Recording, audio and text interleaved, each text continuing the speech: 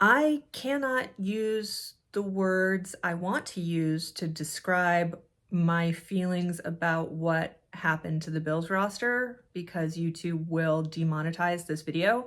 But like, what just happened? I would say Bills fans probably overreacted a little bit to the developments as far as our roster the other day. I think the issue was an emotional one and not a logical one. And when you have just come off a season like the season we just had, and you're a fan of a team that's had sort of the emotional ups and downs that the Bills have had, it's very easy to get overwhelmed by the emotion of things, which is why it was super not nice of Brandon Beane to do that to us. Like when you look at the cuts, they pretty much all make sense, but it was just like bam, bam, bam, bam. Like, let us take a breath. I was following it on Twitter and then I had to go do other things. And then I'm getting notifications from ESPN and I was just like, stop. They're already dead. Now, while I wasn't able to cut everyone I wanted to, I have cut a lot of you. So let's kind of go through the roster moves one by one. A couple of them are not surprising. Nyheim Hines and Deontay Hardy, you both have really awesome kickoff return stories. This is storybook, an opening kickoff return for Damar Hamlin. Deontay Hardy, 95 yards. But with our roster the way it is and our cap situation the way it is, we don't really have room for special teams guys anymore. I mean, we're going to obviously have a couple guys who are mostly playing special teams, but like, we don't have the money. It's why we lost Ciaran Neal too, which is one of the things that I mentioned in my last video was when I was talking about safety and how we need to draft a safety. And, Ciaran Neal, he's mostly playing on special teams, but he's around. I figure we're going to lose Micah Hyde. And I had finally just come around to the idea of maybe Jordan Poyer is going to stay for that last year of his contract. I really thought he was not going to want to stay if Micah was leaving, and let's face it, Micah's leaving. His wife has already said bye. Like when I was at the Kansas City game and Poyer was basically the last guy off the field. Season over? Like that, bro?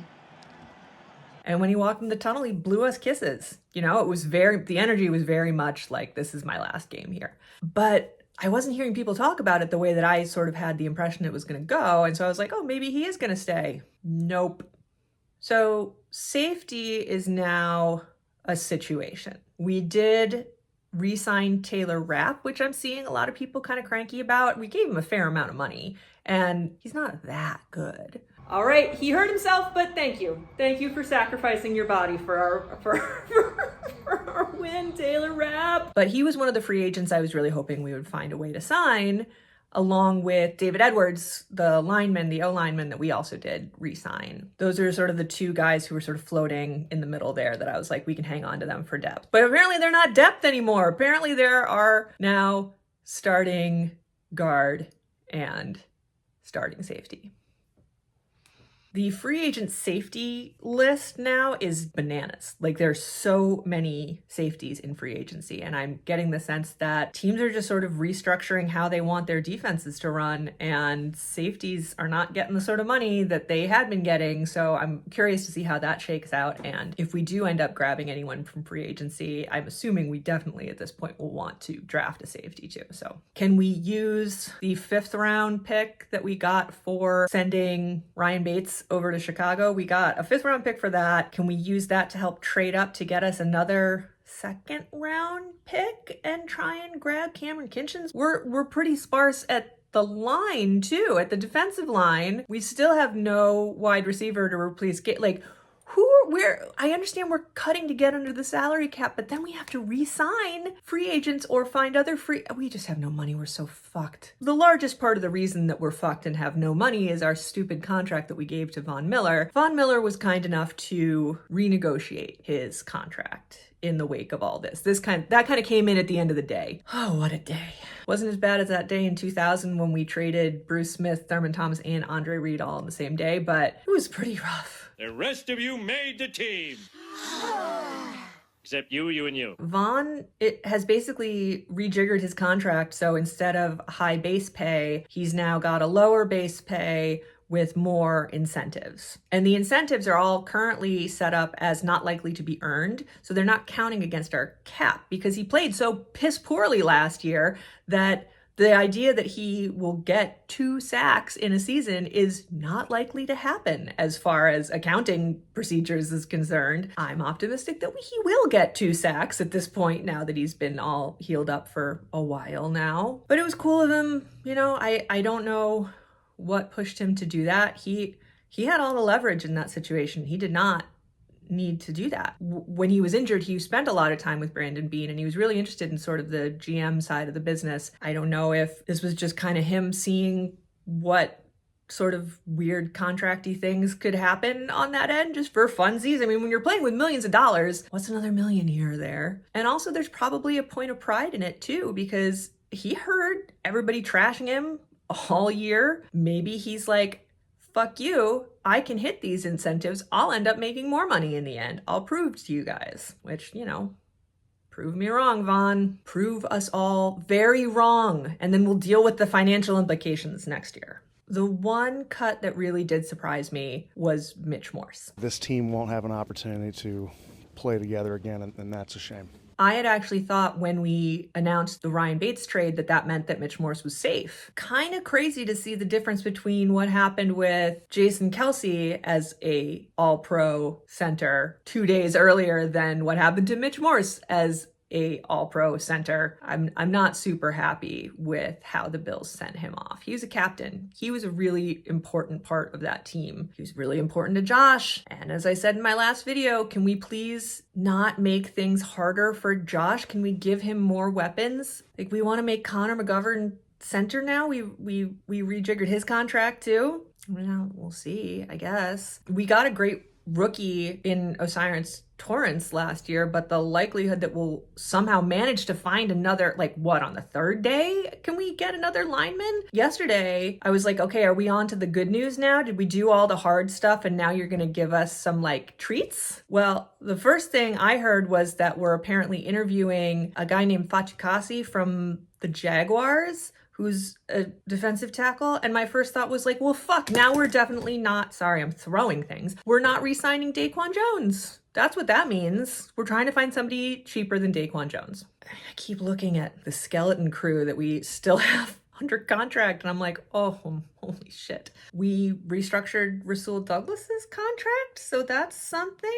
We've got him back. I love him. I don't know, his tweets seem ominous. He doesn't seem really happy about it. I don't think he got the money that he was hoping for, and I think he's really pissed that he's going to be losing Poyer and Hyde because he's talked about how important those guys are in the locker room. Oh my God, it's all just so much. And then it's like, oh, we signed Matt Hawk, the punter, our old punter who sucked, but is apparently really good at holding for the place kicking.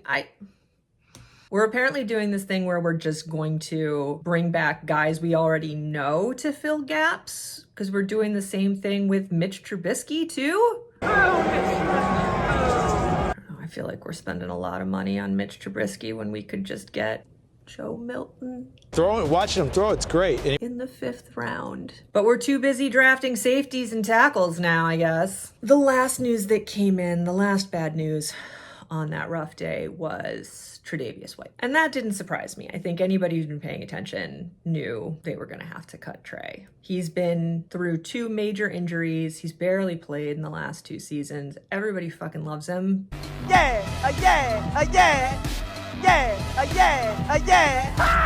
But it's too much money and he's too broken. And that was sort of the way, like, looking at the cuts, the only one that was surprising was Mitch Morse, really, because Poyer's not a surprise, White's not a surprise, Neal's not a surprise, Hines, Hardy, not surprised. Gonna have a heart attack and die from not surprised. So it's a personal thing. It was the relentless nature of these announcements and how emotionally connected we are to these players, especially players like Mitch Morse and Jordan Poyer and Tre White, who have been through so many years with this team and through an extremely emotional experience. I mean, God, Tre White weeping in Mitch Morse's arms when DeMar was being worked on the field. Like, you don't see shit like that in a football game. Bills fans have too much of an emotional attachment to these guys, and we need to remember that it is a business. But if it could be a business where we don't then use our emotional ties to our old punters and quarterbacks who we fired for a reason, I don't know,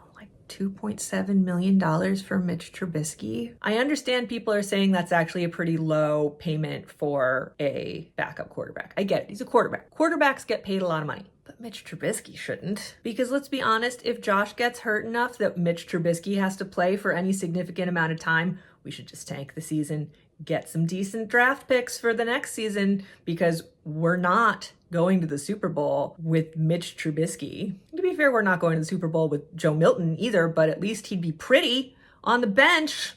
I'll get over it. So that's what's going on in Bills fandom this week. It's Friday now. That all mostly happened on Wednesday. Will we get a whole bunch more bad news buried at the end of the news cycle like they do in political news, where it's like Friday evening, 5 o'clock, and they're like, by the way, we're going to war? Maybe. Wouldn't put it past Brandon Beane at this point. Raise your hand if you've ever felt personally victimized by Brandon Beane. But maybe we'll get good news at the end of the day. Or maybe, I don't know, can you just tell me good things about Daquan Jones and AJ Epinesa? Don't think so. I don't think we're getting a whole lot of good news. Better be a big year for Khalil Shakir. That's all I'm saying.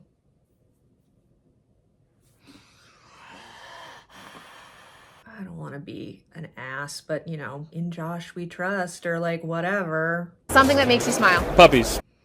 It could be worse. Not a lot worse, but it could be worse. Go Bills. You're cut too, Shishy.